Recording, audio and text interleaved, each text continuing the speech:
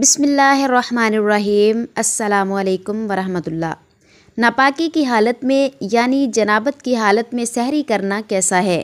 क्या नापाकी की हालत में रोज़ा रखना जायज़ है या नहीं? अगर किसी को रात को एहतलाम हो जाए या वो बीवी से हम बिस्तर हो जाए तो वो गुस्ल करने से पहले सहरी कर सकता है या नहीं? और इसके मुतल्लक़ हमारे हुज़ूर सल्लल्लाहु अलैहि वसल्लम ने क्या इरशाद फरमाया, यही हमारी आज की वीडियो का मौजू होगा।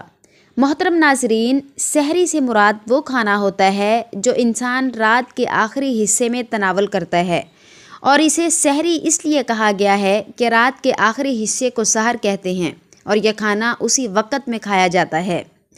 हज़रत सखर गामिदी रज़ियल्लाहु ताला अन्हु से रवायत है कि नबी करीम सल्लल्लाहु अलैहि वसल्लम ने दुआ मांगी, ए अल्लाह मेरी उम्मत के सुबह के वक़्त उठने में बरकत अता फरमा।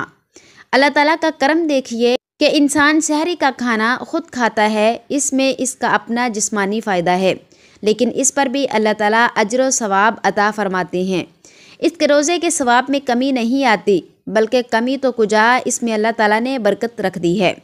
सहरी रमज़ानुल मुबारक का बहुत अजीम अमल है, लेकिन आम देखने में ये आया है कि बहुत ही कम लोग इसकी फ़जीलत से वाकिफ़ हैं। आइए अहादीस मुबारका की रोशनी में सहरी के फ़ज़ाइल और चंद ज़रूरी मसाइल देखते हैं। हज़रत अनस बिन मालिक रज़ियल्लाहु ताला अन्हु से रवायत है कि नबी करीम सल्लल्लाहु अलैहि वसल्लम ने फ़रमाया, सहरी का खाना खाओ क्योंकि इसमें बरकत है। सहरी में बरकत है, ये हदीस हम बार बार सुनते हैं, लेकिन आखिर इसका मतलब क्या है? आइए इसे भी जान लेते हैं। एक चीज़ मिक़दार में कम हो लेकिन उसका फ़ायदा ज़्यादा हो, इसको बरकत कहते हैं। जैसे कुरान करीम के अल्फाज कम हैं लेकिन इस पर मिलने वाला अज्र सवाब ज़्यादा है, इसीलिए कुरान को वहाज़ा किताबुन अंज़लनाहु मुबारकुन कहा गया है। इस एतबार से जब हम देखते हैं तो काबतुल्लाह को भी बरबरकत कहा गया है। इन्ना अव्वल बैतिन वुज़िअ लिन्नासी लल्लज़ी बिबक्कता मुबारकन। देखने में काबतुल्लाह एक घर है, लेकिन दुनिया भर के मुसलमानों के लिए बहुत बड़े अज्र सवाब का ज़रिया है। हाफिज़ इब्न हजर रहिमहुल्लाह कहते हैं कि सहरी करने से कई एतबार से बरकत हासिल होती है।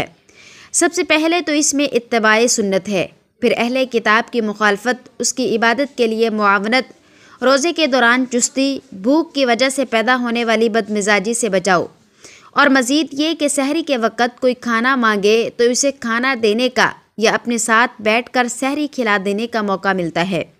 इसी तरह सहरी के वक़्त ज़िक्र और दुआ का मौका भी मिलता है, और ख़ुसूसन यह वक़्त कबूलियत का होता है। इसी तरह सोने से कबल अगर किसी ने रोज़े की नीयत नहीं की तो इसे रोज़े की नीयत करने का मौका मिल जाता है। अब आते हैं अपने मौजू की तरफ कि क्या नापाकी की हालत में यानी जनाबत की हालत में सहरी करना जायज़ है या नहीं? तो जवाब इसका ये है कि हाँ, नापाकी की हालत में सहरी करना जायज़ है। सहरी करना रोज़े के लिए शर्त नहीं बल्कि सुन्नत है, और अहादीस में इसकी कई दलाइल मौजूद हैं। हज़रत अबू बकर बिन अब्दुर्रहमान से रवायत है कि मैं और मेरे वालिद हज़रत आयशा सिद्दीक़ा रज़ियल्लाहु ताला अन्हा के पास हाजिर हुए, तो आयशा सिद्दीक़ा रज़ियल्लाहु ताला अन्हा ने बयान फरमाया कि मैं गवाही देती हूँ कि रसूल पाक सल्लल्लाहु अलैहि वसल्लम एहतलाम के सबब से नहीं बल्कि जमा के सबब से हालत जनाबत में सुबह करते और गुस्ल किए बगैर रोज़ा रखते। फिर हम दोनों हज़रत उम्मे सलमा के पास आए और उन्होंने भी यही बात की। इसी तरह एक रवायत सुनन तिरमिज़ी में भी मौजूद है। उम्मुल मोमिनीन हज़रत आयशा सिद्दीक़ा रज़ियल्लाहु ताला अन्हा और उम्मुल मोमिनीन उम्मे सलमा रज़ियल्लाहु ताला अन्हा से रवायत है कि नबी अकरम सल्लल्लाहु अलैहि वसल्लम को फ़ज्र पा लेती और अपनी बीवियों से सोहबत की वजह से हालत जनाबत में होते, फिर आप गुस्ल फरमाते और रोज़ा रखते। मालूम हुआ कि अगर किसी शख्स पर गुस्ल वाजिब हो और सुबह सादिक से पहले गुस्ल ना कर सका और सहरी करके या बग़ैर सहरी किए नियत करके रोज़ा रख लिया तो उसका रोज़ा दुरुस्त है। नापाक होने की वजह से रोज़े पर कोई फ़र्क नहीं पड़ेगा, अलबत्ता जल्द अज जल्द गुस्ल कर लेना चाहिए। गुस्ल में इतनी ताख़ीर करना कि फ़जर की नमाज कज़ा हो जाए गुनाह का बाइस है।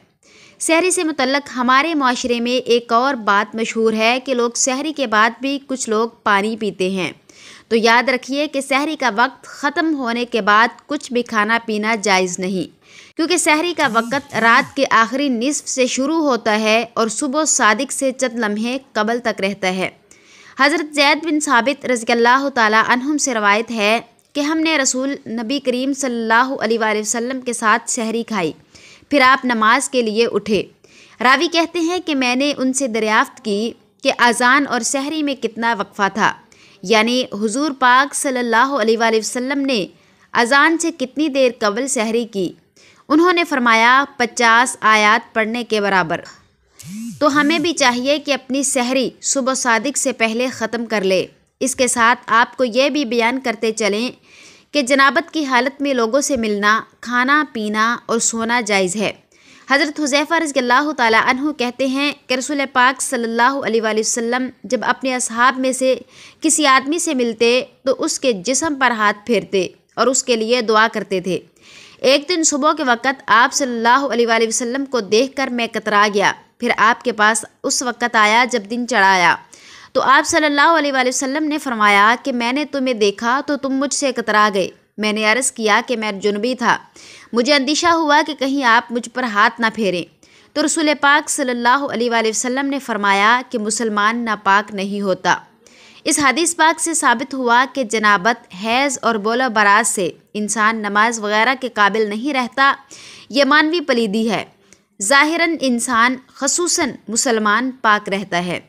مندرجہ بالا حالات میں اس سے ملنا جلنا، اس کے ساتھ کھانا پینا، اس کا ہر قسم کے کام کاج کرنا جائز ہے، کوئی فرق نہیں پڑتا۔ اس کا جھوٹا کھایا پیا جا سکتا ہے، جو کسی چیز میں ہاتھ ڈال دے، مثلاً پانی وغیرہ میں، اور ہاتھ کو ظاہری نجاست بھی نہ لگی ہو تو وہ چیز بھی پاک رہے گی۔